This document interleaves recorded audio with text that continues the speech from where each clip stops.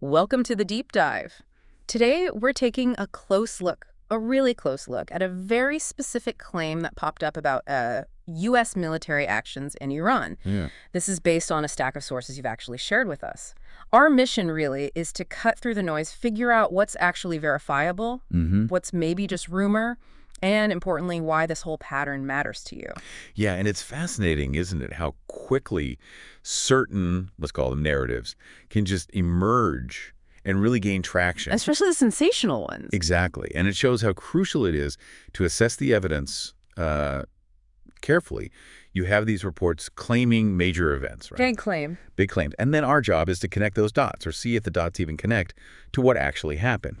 A key tell often is the absence of corroboration. Right. Especially from diverse, established news agencies. Oh, okay. A complete media blackout on something truly massive. That's usually the first big red flag. Okay, so let's unpack this specific claim then.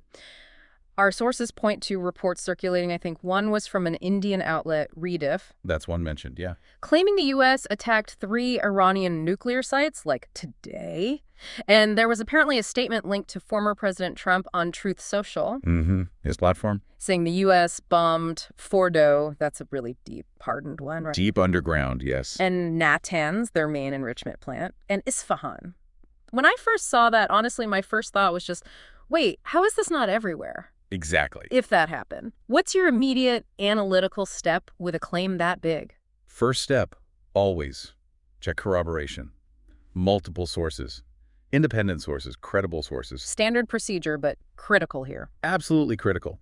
If something like that were true, a U.S. strike on 3 major Iranian nuclear sites, that's a massive geopolitical event. It would demand widespread, urgent reporting. You'd see it instantly. Everywhere. Everywhere. CNN, New York Times, AP, Reuters, BBC, Al Jazeera, Sky News, you name it.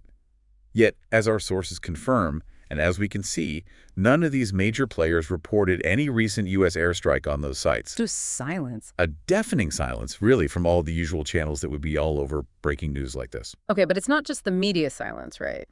Our sources also stress there's, well, nothing official. Zero. No statement from the White House, nothing from the Pentagon, the Department of Defense. No credible government source backing this up. But couldn't there be, a delay for really sensitive military ops, especially a first strike? Maybe things are kept under wraps for a bit. What makes this different? That's a fair point. Reporting delays definitely happen with highly classified stuff. Sure. But for an event of this scale, a direct U.S. attack on Iran's nuclear program, the absence of any official acknowledgement or even, frankly, widespread leaks within hours is just highly improbable. Too big to stay hidden. Almost certainly. Which leads to the critical question.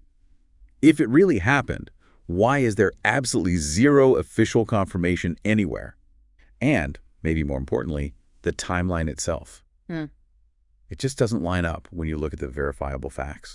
The timeline you mentioned earlier, the fact that these sites were already hit but weeks ago?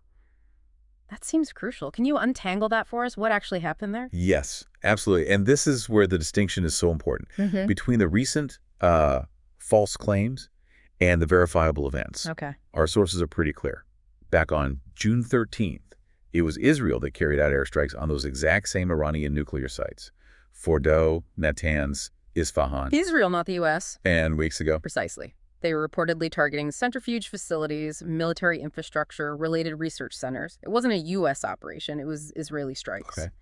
And reports suggest they've continued some level of military operations in Iran since then, maybe targeting nuclear scientists, senior figures in the IRGC, the Islamic Revolutionary Guard Corps. Right. So this claim of a U.S. strike today, it looks completely baseless. It seems like, well, either misreporting or just a rumor that caught fire. It's a classic case, really, of conflating real but separate older incidents. With a new sensational claim. Exactly, into a new, sensational, and ultimately false narrative. There's just no independent corroboration for that U.S. strike claim. None. So, okay, bringing it back to the listener, what does all this mean for you trying to navigate this flood of information every day? Well, it's a powerful reminder, isn't it? How vital it is to question claims, especially the ones that seem maybe a bit too explosive or surprising. The too good to be true or too big to be true headlines. Right. And to always seek out corroborating sources. That core question becomes, in a world where information spreads like wildfire, instantly, How do you personally discern what's real from what's just rumor? It's a challenge. It is. So maybe the takeaway is this. The next time you see a claim that feels, huge or just slightly off, ask yourself, who isn't reporting this? Good question. What's the verifiable timeline? Does it actually make sense? And critically, could this just be a mashup, a conflation of maybe older real events with something new and unverified? That's the